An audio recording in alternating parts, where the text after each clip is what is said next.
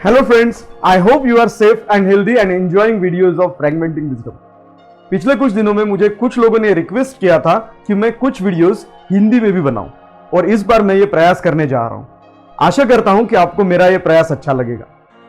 इस बार हम जिस विषय को समझेंगे, जिस टॉपिक को हम समझेंगे, उस टॉपिक का नाम है cost of poor quality. Cost of poor quality को समझने के लिए हमें मुख्यतः तीन चीजों को समझना पड़ेगा। कॉस्ट ऑफ पुअर क्वालिटी और उसके एलिमेंट्स क्या है, कॉस्ट ऑफ पुअर क्वालिटी को कैसे कैलकुलेट करना है और कॉस्ट ऑफ पुअर क्वालिटी को कैसे कंट्रोल और कम करना है। मैं आपसे यह रिक्वेस्ट करता हूं कि इन टॉपिक्स को समझने के लिए इस वीडियो को पूरा देखिए। आपको एक और काम करना है, मैं हर बार नया टॉपिक लेके आने की कोशिश करता हूं।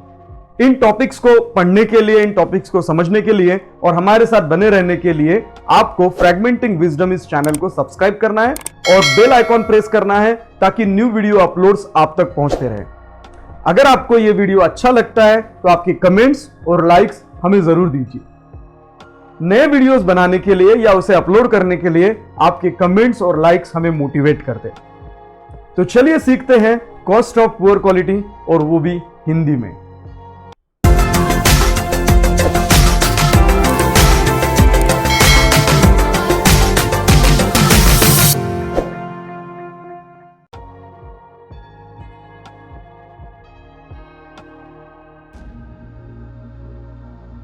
तो आइए शुरुआत में समझते हैं कि कॉस्ट ऑफ पुअर क्वालिटी है क्या। खराब क्वालिटी के प्रोडक्ट्स बनाने के लिए या खराब क्वालिटी की सर्विसेज डिलीवर करने के लिए जो पैसा खर्च होता है या जो पैसा वेस्ट होता है, उसे ही हम कॉस्ट ऑफ पुअर क्वालिटी बोलते हैं। Quality management system cost of poor quality को दो कैटेगरीज में बांटता है। इसमें पहली कैटेगरी है इंटरनल फेल्यूर कॉस्ट और दूसरी कैटेगरी है external failure cost. Cost of poor quality ये एक प्रोएक्टिव प्रिवेंटिव अप्रोच है। ये प्रोएक्टिव प्रिवेंटिव अप्रोच इसलिए है क्योंकि इस अप्रोच में हम पास्ट डेटा को यूज करते हैं। पास्ट डेटा का इस्तेमाल हम एनालिसिस करके भविष्य में आने वाले फेल्यूर्स को रोकने के लिए करते हैं। इस अप्रोच का इस्तेमाल टॉप मैनेजमेंट द्वारा किया जाता है और अक्सर यह देखा गया है कि कॉर्पोरेट ऑफिसर्स भी इस अप्रोच को यूज करते हैं। अगर हमें cost of poor quality detail में समझना है तो हमें समझना होगा दो चीजें, पहला इंटरनल फेल्यूर कॉस्ट और दूसरा एक्सटर्नल फेल्यूर कॉस्ट।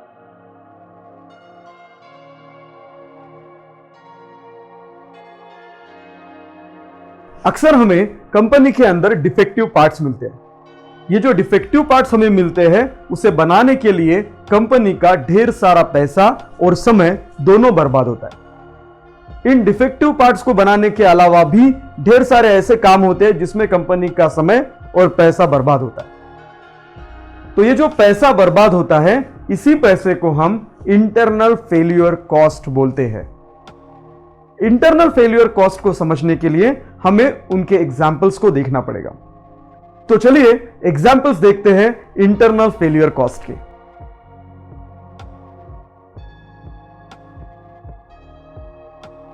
इसमें सबसे पहला एग्जाम्पल है स्क्रैप, उसके बाद आता है replacement of parts,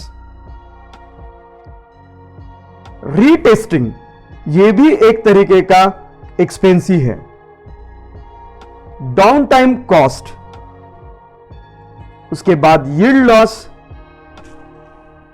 disposition, supplier की गई गलतियां, late shipment, excess inventory, internal problem solving cost, जिसके अंदर टीम का इस्तेमाल होता है प्रॉब्लम सॉल्विंग प्रोसेस के लिए।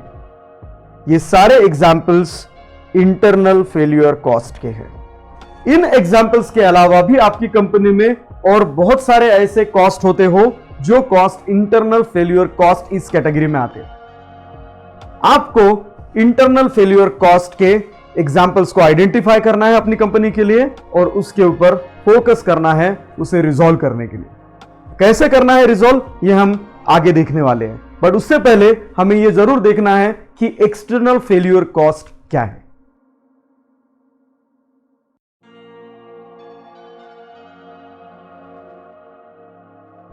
कंपनी के अंदर ओके पार्ट्स के साथ साथ कुछ हद तक नॉट ओके पार्ट्स भी बनते हैं, जो हमें पता है।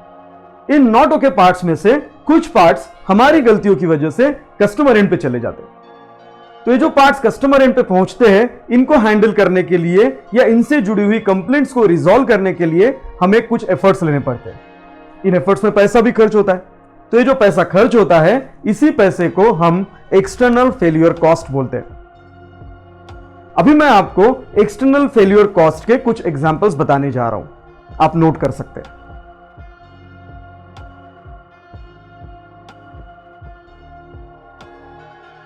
हर बार कंप्लेंट मिलने पे हमें कंप्लेंट हैंडलिंग प्रोसेस इनिशिएट करनी पड़ती है और इससे जुड़ी एक कॉस्ट है जिसे हम कंप्लेंट हैंडलिंग कॉस्ट कहते हैं। इन्वेस्टिगेशन कॉस्ट भी एक तरीके का नॉन वैल्यू एडेड कॉस्ट है जो एक्सटर्नल फेल्यूर कॉस्ट होती है। Warranty cost, recall cost, faulty material handling cost, ये सारे भी एक्सटर्नल फेल्यूर कॉस्ट के ही उदाहरण है। Loss of sales, travel cost at customer end, segregation expenses, ये सारे भी उदाहरण हैं एक्सटर्नल फेल्यूर कॉस्ट के। इन कंप्लेंट्स की वजह से अगर कोई लीगल एक्शन होता है तो उसके लिए हमें लिटिगेशन कॉस्ट को स्पेंड करना पड़ता है, और उसके अलावा जो कंपनी का रेप्यूटेशन खराब होता है वो अलग, जिसे हम रेप्यूटेशन कॉस्ट कहते हैं। तो इंटरनल फेल्यूर कॉस्ट के साथ साथ एक्सटर्नल फेल्यूर कॉस्ट के एग्जांपल्स को भी समझना चाहिए, उन्हें आइडेंटिफाई करना चाहिए कंपनी के अंदर, और उससे रिलेटेड डेटा को ट्रैक करना चाहिए।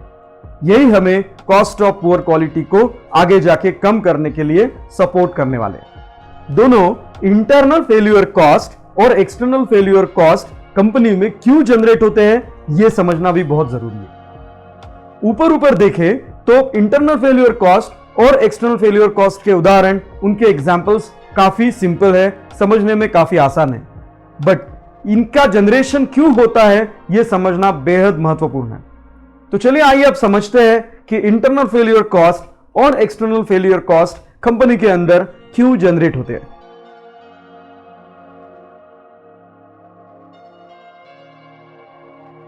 कस्टमर रिक्वायरमेंट्स को या तो ना समझना या सीरियसली नहीं लेना, या कस्टमर रिक्वायरमेंट्स को ड्रिल डाउन करके प्रोडक्ट्स या प्रोसेस में इंटीग्रेट ना करना या ना कर पाना, ये दोनों उदाहरण हैं, दोनों रीजन हैं इंटरनल और एक्सटर्नल फेल्यूर कॉस्ट को जनरेट करने की। इसके अलावा बहुत टाइट टॉलरेंसेस या जीडीएनटी, ज्योमेट्रिक डायमेंशनिंग एंड टॉलरेंसिंग का इस्तेमाल नहीं करना, या वीक डिजाइन कंट्रोल्स या डिजाइन रिव्यूज को समय समय पे ना करना, या नॉन स्टैंडर्डाइजेशन, इनकी वजह से भी इंटरनल और एक्सटर्नल फेल्यूर कॉस्ट बढ़ती है। इसके अलावा एरर प्रूफिंग टेक्निक्स या पोकायो के इस कॉन्सेप्ट का इस्तेमाल नहीं करना, या कंपनी के अंदर स्टैटिस्टिकल प्रोसेस कंट्रोल का इस्तेमाल सही तरीके से नहीं करना, इनकी वजह से भी इंटरनल और एक्सटर्नल फेल्यूर कॉस्ट बढ़ती है।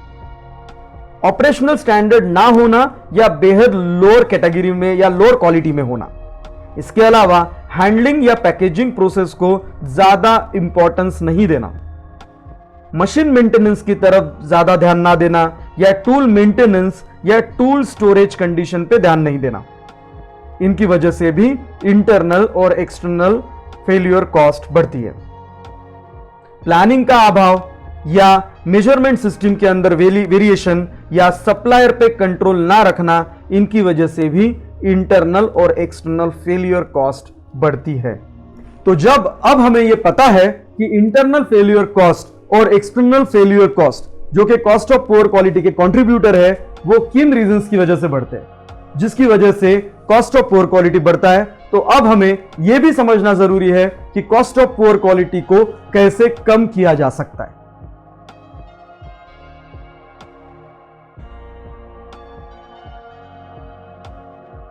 कॉस्ट ऑफ पुअर क्वालिटी को कम करने का केवल एक ही तरीका है, और वो है प्रिवेंशन कॉस्ट और अप्रेजल कॉस्ट को समझना। तो चलिए सबसे पहले समझते हैं प्रिवेंशन कॉस्ट क्या है।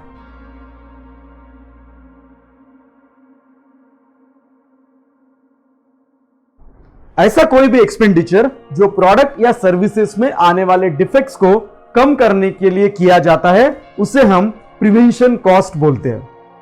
उदाहरण के तौर पर training cost, FMEA cost, APQP या advance product quality planning implementation cost, design for manufacturing cost, design for quality cost, calibration cost, supplier के इवैल्यूएशन की कॉस्ट, क्वालिटी एश्योरेंस को प्रमोट करने की कॉस्ट, बिजनेस प्रोसेस रीइंजीनियरिंग कॉस्ट और product review and validation cost, ये कुछ उदाहरण हैं प्रिवेंशन कॉस्ट के।